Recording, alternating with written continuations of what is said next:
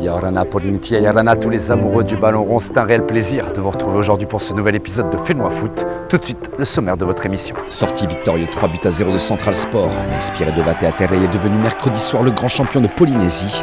Retour en début d'émission sur la 8e victoire des Oranges en play-off, offrant aux coéquipiers d'Alvin Théo un nouveau trophée à leur palmarès avant même la fin de la saison régulière.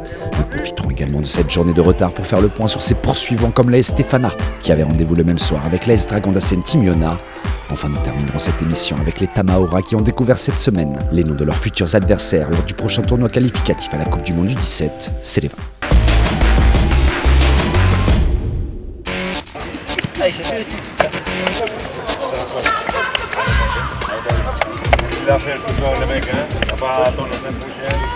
Bousculé l'an passé par l'AS Stéphana, le club de Pirée a ce mercredi soir remis les pendules à zéro.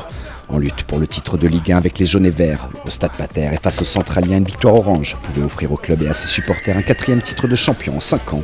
C'est vrai, mais il y a encore 95 minutes à faire avant d'avoir le verdict. Donc on en parlera dans 95 minutes.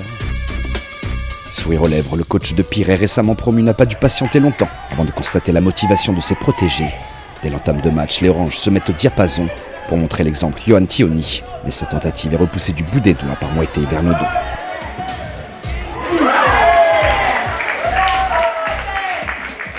Le vice-champion en titre ne décourage pas, au contraire, les occasions s'enchaînent. D'une facilité déconcertante, Labaste se défait de son défenseur avant de repiquer au centre. Sandro se fait illégalement faucher dans la surface par Xoui. Norbert Awata, bien placé, n'hésite pas une seconde et désigne le point de pénalty. Pour le transformer, le meilleur buteur du club arrivera à Labaste. Son 11e but en play-off, ça fait 1-0.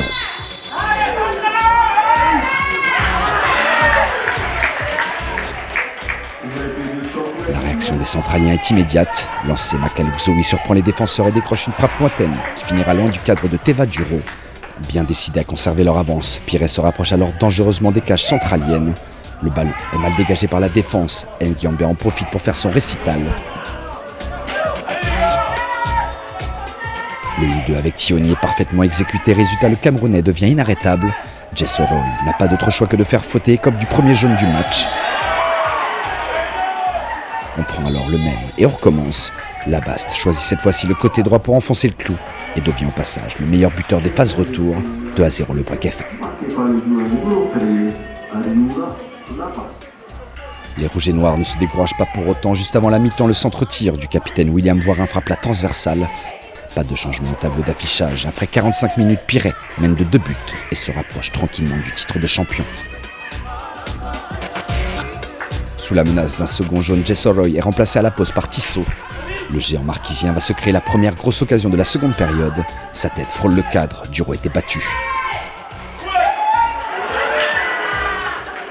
Dans un temps fort, les Centraliens sont tout près de réduire l'écart, mais le destin en décide autrement. Sur ce débordement signé Voirin, Makalou Xoui de la tête voit sa balle effleurer le poteau. L'action qui suit est encore plus dangereuse. Sur ce corner rouge et noir, Thibaut Pitot est à 2 doigts d'inscrire le plus beau CSC de la saison. Seulement la part transversale vient sauver les Oranges du pire des scénarios. À l'heure de jeu, les coéquipiers de Labaste tiennent leur avance. Toujours 2-0 dans ce match.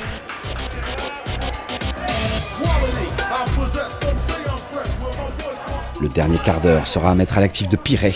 Entré en jeu à la pointe de l'attaque, Matatia Pahama passe lui aussi tout près de l'un des plus beaux buts de la saison. Sa retournée acrobatique est stoppée par la main ferme de Vernodon. Le geste était pourtant parfait.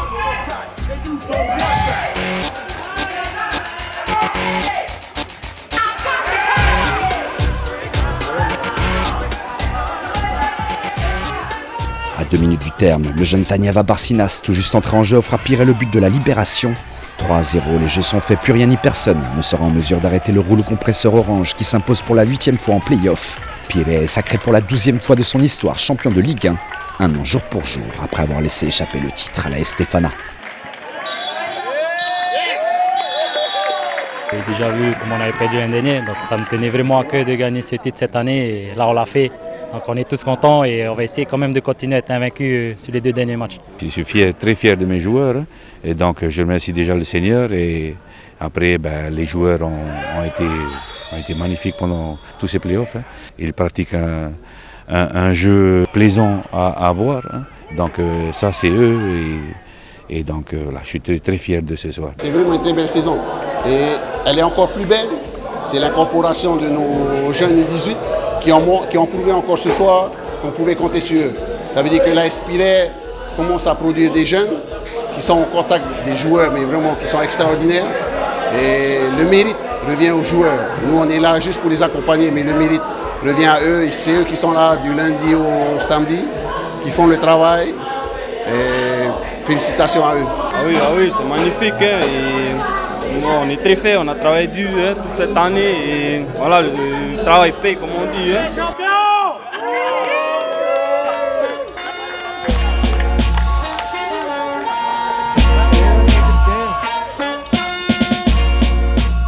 Défait 3-0 la semaine passée par Piret. La Stéphana de Sébastien Labayenne ne bataillait plus que pour l'honneur ce mercredi soir face à Dragon.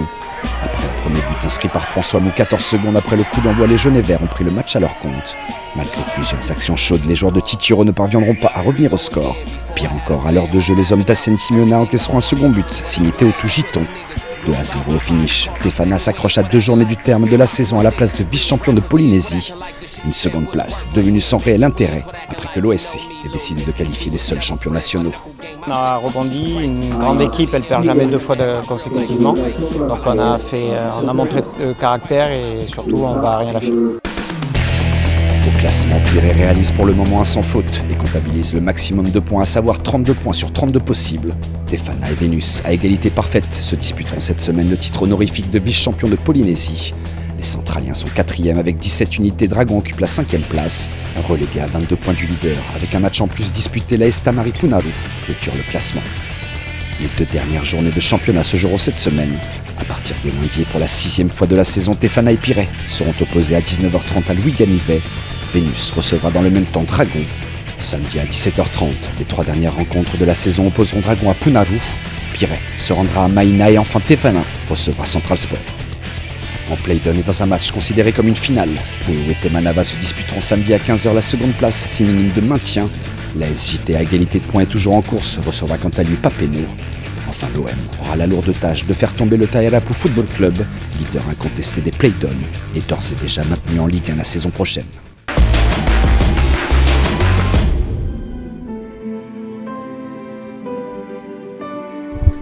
À 3 mois jour pour jour du tournoi qualificatif OFC à la prochaine Coupe du Monde, la présélection U16 des Tamaora a pris connaissance des 3 autres nations qu'elle rencontrera fin juillet sur le Fénois, leur premier opposant la Nouvelle-Calédonie. Oui, c'est vrai que le premier match est toujours important pour bien débuter la compétition et pas perdre des points en route. Après le deuxième match, on joue contre le Samoa et on terminera sur les Solomon Islands. Ça va être un gros morceau. Ils ont fait des sacrés résultats au qualifier. Ils ont battu la Papouasie Nouvelle-Guinée 14-0, après ils ont gagné 9-0. Enfin, ils ont fait que des gros scores. Donc l'objectif, c'est de terminer à la première place du groupe. Pour y parvenir, Reya Rigolen s'est entouré d'un staff de grande qualité. Parmi eux, Raymana Lifunkui qui s'occupera de l'aspect offensif de la sélection. La répétition, la finition devant le but, travailler le dernier geste, la dernière passe. Donc c'est vraiment travailler la qualité, surtout, c'est-à-dire le contrôle, les prises de balle, la dernière passe, le dosage et surtout le dernier geste pour finir les actions.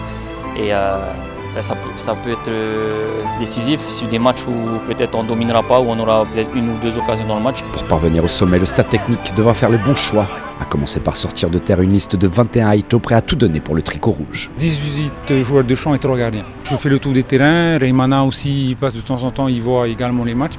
Puis après on discute, il y a Tino qui est à Vénus qui me parle aussi, il y a un tel joueur.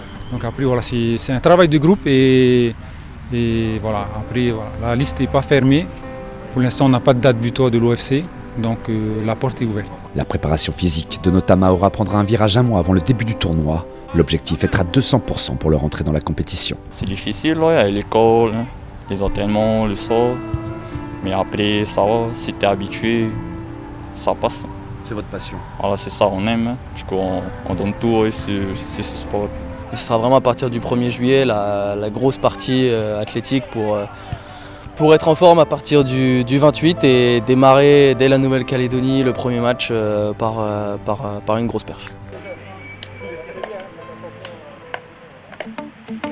Voilà, Fénois Foot, c'est déjà fini pour aujourd'hui. Merci à toutes et à tous de nous avoir suivis. On se retrouve bien évidemment la semaine prochaine avec la dernière journée des playoffs, sans oublier de parler des U18 de Tefana et Vénus qui se disputaient le titre honorifique de champion de Polynésie. Merci une nouvelle fois à toutes et à tous pour votre fidélité. À dimanche prochain dans Fénois Foot.